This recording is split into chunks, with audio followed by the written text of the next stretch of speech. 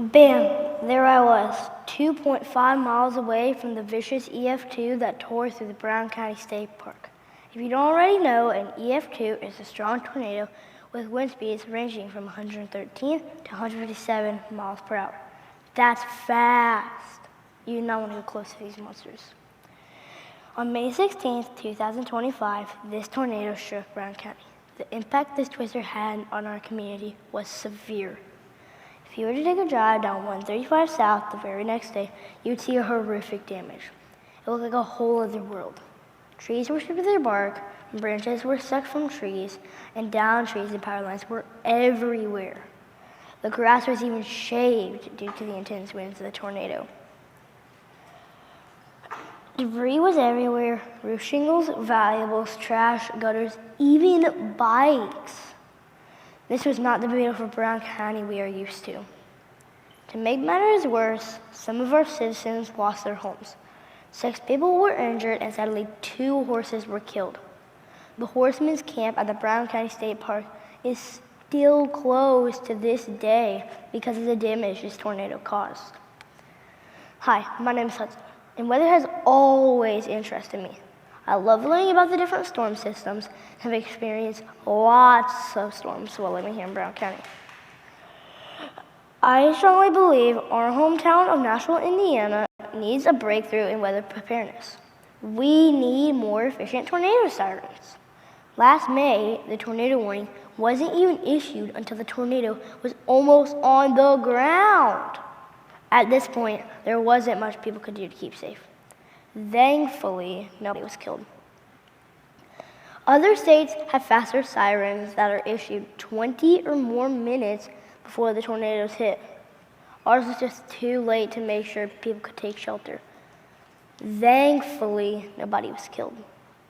We needed to create a blueprint for weather preparedness. To be successful, this should include steps individuals can take and steps the county can take, especially since we have so many tourists who visit. To begin, each family should start by building a disaster pack with important items in it that would help during a storm, such as blankets, canned food, water, clothes, flashlights, batteries, cell phone with charger, candles, lighters, snacks, and more. This keeps important resources available for the use of an event of an emergency. It may not cover weeks of need, but it would be handy in the moment. These packs are useful when tornadoes strike, when electricity is out due to down power lines, and when snow is so deep people cannot even leave their homes. For an easy option, you can buy a ready-made disaster pack from the Red Cross. A less expensive option would be to purchase the items yourself and make your own. Another step in the blueprint is for each Brown County resident to know where the safest nearby location is to be during a tornado.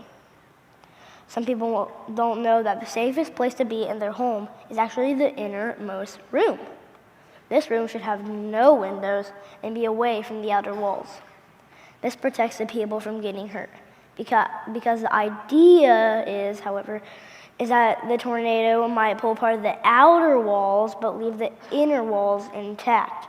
Therefore, the people in the inner room would be safe from harm.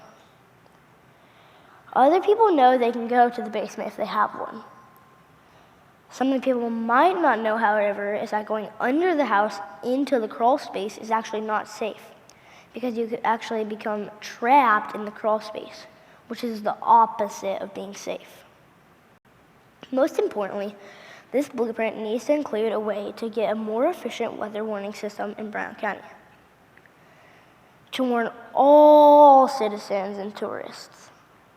Some communities have warning systems that include tornado sirens throughout their town.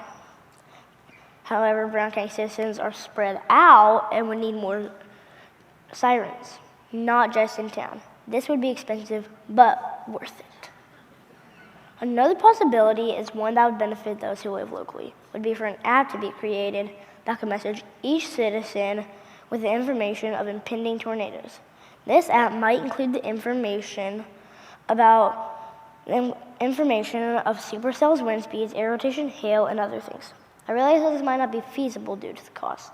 However, did you know that you can sign up for an app called Clarity through BAM Weather? They're a local group just out of Bargersville who send out up-to-the-minute information to all who subscribe to their app. If money is an issue, there are other apps that can also be downloaded to your phones for free that will send you alerts based on your location, such as Storm Shield and the Weather Channel. When that EF2 hit Brown County, it didn't just affect the state park, it affected our entire community.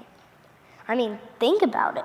It's been over a year and we still can't go to the Horsemen's Campground.